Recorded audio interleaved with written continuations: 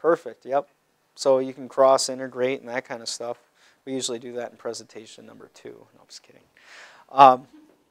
Other ways to increase followers. So these are more specific to Twitter.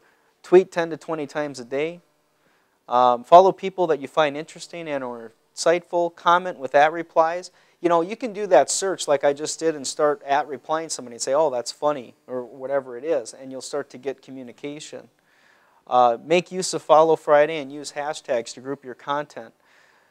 There are a lot of programs out there you can physically buy that will mass follow people. They'll follow thousands of people at once. Twitter caps you at 2,000. But just by, like I said, the mere fact of following people, you get usually a percentage of those people to follow you back. If you do that too much, number one, you don't really know who the heck you're following. Number two, if you get blacklisted, then you wouldn't be able to use it. Measuring your success. I have broken up into 4 different categories. So how can I, and this again is all to social media. It's not just Twitter. So if you're wondering how do I understand if this is successful? If I wanted to measure exposure, I can look at total visits. It will show up as twitter.com coming to you.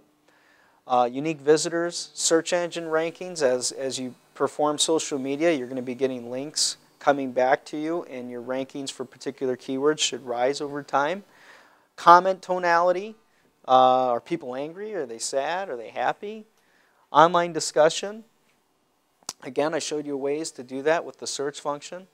Engagement. The repeat visitors that you're getting. How long are they staying? Then we have actions such as subscriptions, what RSS feeds, things like that. These are all things that you can use to measure. Influence, changes, I would say this is a harder one than all of them. Changes in awareness or purchase consideration. If I was, in Hilton's case, if I was looking for the keyword Hilton, you could see what people are saying. Are they typically upset, or do they like it? Those kinds of things, and see how they're changing over time. So if you get some research out of there and they say they hate the beds and you change the beds, we can measure that. Actions. What actions? Well, now that's an easy one. Now again, you've invested 0 money except for time, unless you hired somebody specifically, to work on some of these things. And a lot of people are hiring interns like mass communication majors, English majors. It's a perfect time for that. People need jobs. And you can have them do these things. But by the mere fact that we're able to track the links, we can track actions.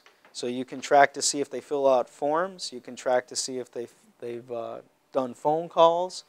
You can track where everything is going. So no matter where you're interested in obtaining information, you really have it all covered.